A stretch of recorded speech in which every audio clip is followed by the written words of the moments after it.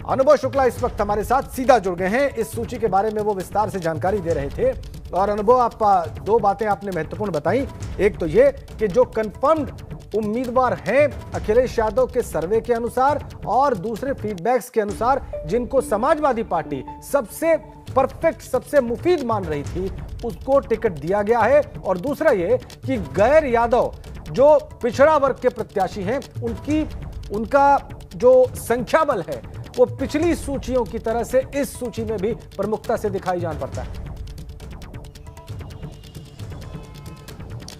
हाँ देखिए, क्योंकि एक नाम देखिए, अगर हम आपको बताएं, जमनिया से ओम प्रकाश सिंह बड़े कद्दावर नेता समाजवादी पार्टी के और मंत्री भी रहे हैं, तो उनको भी टिकट रिटेन किया है। जाहिद बेग को आप देखिए, भदोही में 2012 में वो विधायक थे और 2017 में उन्हें पार्टी ने फिर से टिकट दिया, लेकिन वो जीत नहीं पाए थे। पर इस बार भी कहीं ना कहीं कंटिन्यू किया है। यानी अखिलेश यादव की कोशिश यही है कि जो लगातार जिसने 5 साल अपने क्षेत्र में काम किया है, जो सर्वे उन्होंने किए हैं उसके आधार पर, और साथ ही साथ जो बात आपने कही कि इस लिस्ट में हमें तो वो दिख रहा है इस लिस्ट में कि किस तरीके से फोकस है नॉन यादव ओबीसी पर। और ये बात हमने कल ओम प्रकाश राजभर से पूछी, 2 दिन पहले स्वामी प्रसाद मौर्य से भी पूछा। हमने ये पूछा कि आप लोग गठबंधन में गए तो कुछ ऐसी सलाह दी है क्या, तो उन्होंने कहा कि नहीं, अखिलेश यादव पूर्व मुख्यमंत्री, राजनीतिक परिवेश में पले बड़े हैं, राजनीति को उन्होंने बहुत करीब से देखा है और हमारा ये जो गठबंधन है ये सामाजिक गुलदस्ता है। तो वो सारी बातें उनके सहयोगी बार बार कह रहे हैं। हाँ, ये जरूर है कि अभी कुछ ऐसे नाम भी हैं जिसको लेकर के कई बार आप देखिए, दाऊद अहमद। अब दाऊद अहमद ने कुछ समय पहले ज्वाइन किया था समाजवादी पार्टी, इनकी एक इमारत लखनऊ में थी, उसे गिराया गया था, अवैध तरीके से वो इमारत बनाई गई थी। तो कुछ ऐसे नाम है जिस पर जाहिर सी बात हो सकता है आने वाले दिनों में आप देखिए तो बीजेपी इन पर सवाल उठाए। तो कुछ नाम हमें दिख रहे हैं, क्योंकि अभी ये लिस्ट आई और लिस्ट जो देख पा रहे हैं हम, देखिए जैसे आप देखिए फरीद महफूज किजवई बहुत सीजन पॉलिटिशियन है। अगर हम बात करें समाजवादी पार्टी की सरकार में मंत्री भी थे, उनको फिर एक बार रामनगर से इस बार हालांकि उनको दिया है टिकट। तो कई जगहों पर ये बदलाव भी किए हैं और ये सारा जो है हम जो बार बार कह रहे हैं कि जो सर्वे कराए हैं अखिलेश यादव ने, उसी के आधार पर ये चीजें हमें होती दिख रही हैं। ठीक है, आपने कम से कम 3 से 4 नाम गिनाए अनुभव, जो आपको लग रहा है कि उसी सर्वे के आधार पर जो है वो चीजें जो है निकलकर सामने आई हैं, जो उसके आधार पर ये टिकट वितरण किया गया है। अनुभव, कुछ नाम तो आपने बताए, लेकिन इसमें चौंकाने वाली बातें क्या लग रही इस सूची में, जो बिल्कुल भी एक्सपेक्ट नहीं की जा रही थी, बिल्कुल भी अपेक्षित नहीं थी, लेकिन वो आप देख रहे हैं, ऐसा क्या देखा?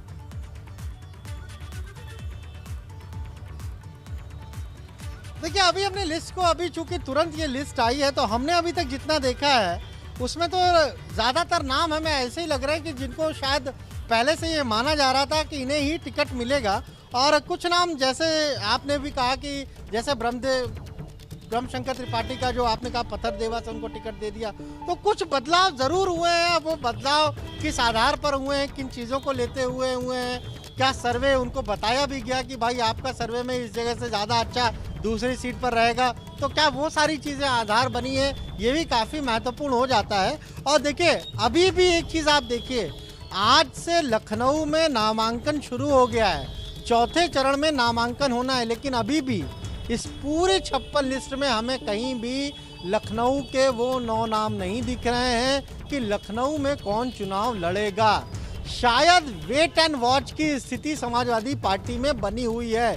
यानी बीजेपी जब नाम घोषित करे उसके बाद समाजवादी पार्टी कम से कम लखनऊ के जो 9 उम्मीदवार होंगे उनके नाम घोषित करे। क्योंकि ये देखिए, अगर आप 7वें चरण के उम्मीदवारों के नाम घोषित कर रहे हैं, 6ठे चरण के उम्मीदवारों के नाम घोषित कर रहे हैं, लेकिन 4थे चरण के उम्मीदवारों के नाम गायब हैं। खासतौर से राजधानी लखनऊ में, जिस लखनऊ की लड़ाई है, यानी हर किसी को लखनऊ पहुंचना है, उसी लखनऊ की 9 सीटों पर अभी तक नाम नहीं आए हैं। और ये दोनों पार्टियों की तरफ से, न केवल समाजवादी पार्टी बल्कि बीजेपी की तरफ से भी अभी तक ये तय नहीं है कि कौन कहां लड़ रहा है। तो इस बार सियासत ऐसी हो रही है कि वेट एंड वॉच पार्टियां कर रही हैं कि पहले इनका उम्मीदवार घोषित हो, फिर हम अपने उम्मीदवार तय करें, क्योंकि आज से नामांकन शुरू हो गए। और आप देखिए, पिछली बार की अगर बात करें तो 1 सीट पर समाजवादी पार्टी ने केवल जीत हासिल की थी लखनऊ की सीटों में। तो हो सकता है उस पर गहन मंथन चल रहा हो, पर हमने सुबह राजेंद्र चौधरी से खुद बात की थी, उन्होंने साफ तौर पर कहा था कि लखनऊ की जो सीटें हैं, 9 सीटों पर आज हमारे उम्मीदवार आ जाएंगे।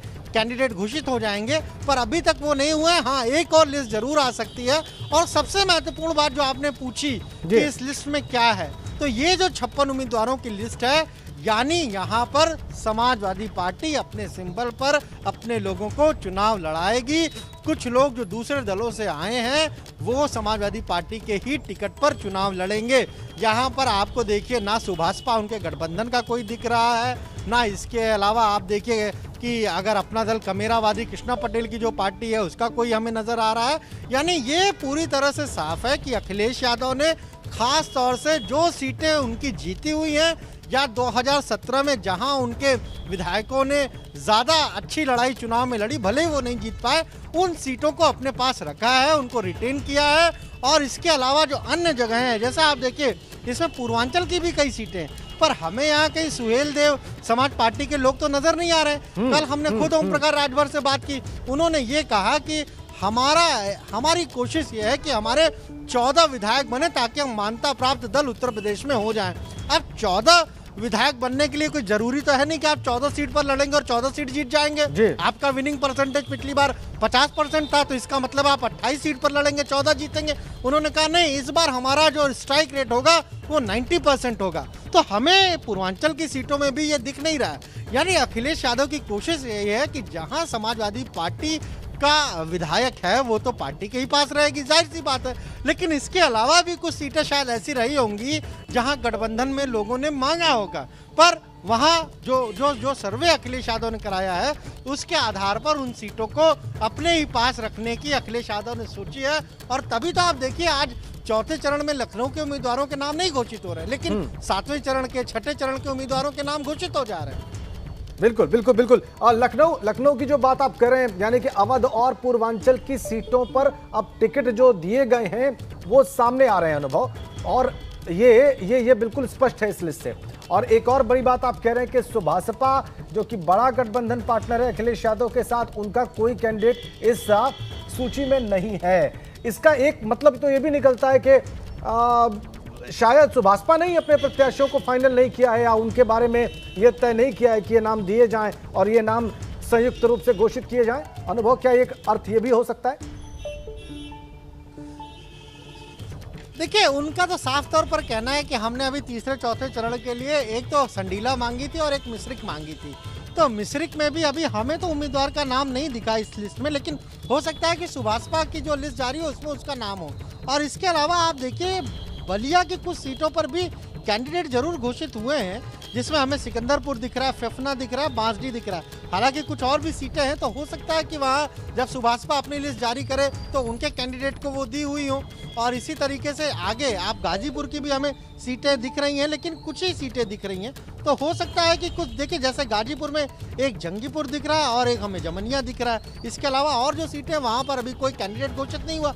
तो ये मान के चलिए कि गाजीपुर में, बलिया में ओम प्रकाश राजभर को सीटें मिलने जा रही हैं, और हमें जो जानकारी है उसके हिसाब से तकरीबन 22 सीटें जो हैं वो सुभाषपा को गठबंधन में मिलेंगी। 22 सीटें आप कह रहे हैं कि आपको जानकारी मिल रही है कि सुभाषपा के पास जाएंगी, ये बड़ी जानकारी आप बता रहे हैं अनुभव। अपने दर्शकों के लिए फिर से दोहरा दूं मैं, ईस्टर्न यूपी में जो सुभाषपा के प्रभाव वाला क्षेत्र है, राजभर वोटों के प्रभाव वाला क्षेत्र है, वहां पर 22 सीटें सुभाषपा के पास जा सकती हैं। और एक बड़ी दिलचस्प बात आपने बताई अनुभव कि 14 सीटों पर अपने एमएलए कम से कम सुभाषपा चाहती है ताकि वो प्रदेश में एक रिकॉग्नाइज्ड पार्टी बन सके। ये बड़ी महत्वपूर्ण जानकारी आपने दी है। ऐसी उनकी ख्वाहिश है, लेकिन इसके लिए उन्हें 22 सीटें दी जाएंगी, और ये आप बता रहे हैं महत्वपूर्ण जानकारी। इसके अलावा ये जो सूची आई है 56 लोगों की अनुभव, इसमें सबसे बड़ा और महत्वपूर्ण नाम आपने क्या पढ़ा अभी तक? देखिए, हमें कई नाम इसमें महत्वपूर्ण दिख रहे हैं। राम गोविंद चौधरी नेता प्रतिपक्ष है, लंबे समय से, अगर हम कहें कि 70 के दशक से वो जीतते चले आ रहे हैं और बहुत उन्हें एक्सपीरियंस है और एक बड़ा नाम है, तो उनको पार्टी ने टिकट दिया ही है। इसके अलावा आप देखिए रमाकांत यादव, यानी रमाकांत यादव सांसद रहे हैं, बड़ा कद है उनका। पार्टी चाहती तो उनको कहीं राज्यसभा वगैरह भी भेज सकती थी, क्योंकि अभी इसी साल देखिए राज्यसभा की कुछ सीटें उत्तर प्रदेश से खाली हो रही, पर शायद पार्टी ने यह तय किया होगा कि चूंकि आजमगढ़ उसका गढ़ है, बीते अगर हम चुनाव की बात करें 2017 की, 10 में से 9 सीटों पर समाजवादी पार्टी ने जीत हासिल की थी।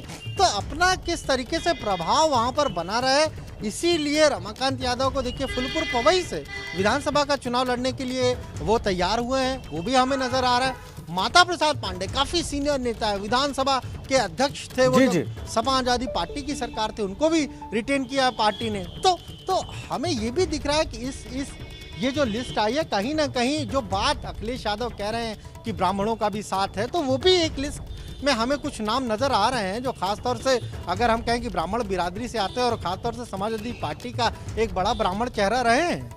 हाँ बिल्कुल, समाजवादी पार्टी का बड़ा ब्राह्मण चेहरा रहे हैं या जो इस्टेब्लिश फेसेस रहे हैं, उनको तो टिकट दिया है ताकि ये संदेश बरकरार रहे कि ब्राह्मणों का साथ उनको है या वो ब्राह्मणों के साथ हैं।